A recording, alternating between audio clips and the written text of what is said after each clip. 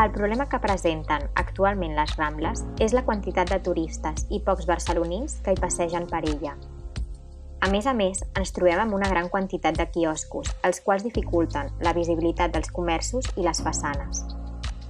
La Rambla està formada per un eix central, que és la zona de passeig, limitada a banda i banda per dues calçades destinades al pas de vehicles, fet que desvincula les voreres laterals amb l'eix central, dificultant una lliure circulació. Les Rambles, per si mateixes, ja tenen la seva pròpia experiència. L'objectiu és ajudar a potenciar-la com a zona de passeig, eix comercial i elements culturals.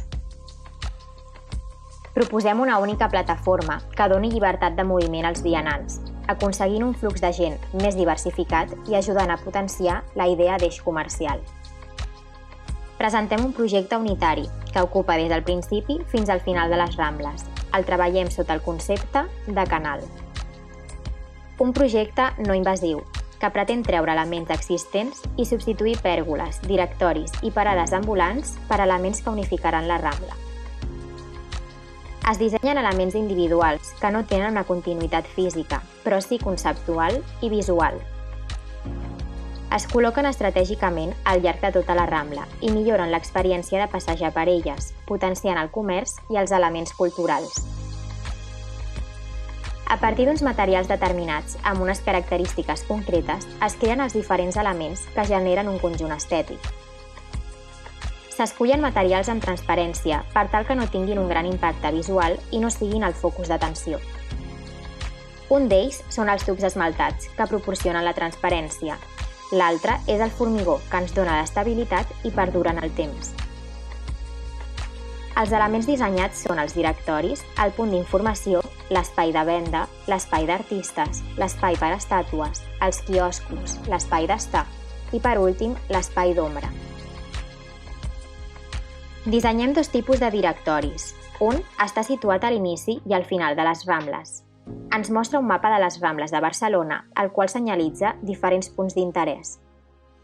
L'altre el trobem al llarg del recorregut i ens marca la direcció de barris, carrers, edificis emblemàtics del voltant de les Rambles.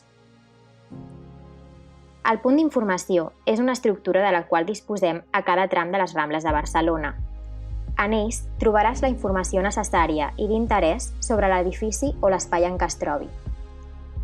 Mitjançant un sistema QR podràs obtenir tota la informació de manera immediata en el teu dispositiu i gràcies a la transparència del panell podràs llegir alhora que veus l'edifici o l'espai, ja que no impedeix la visió.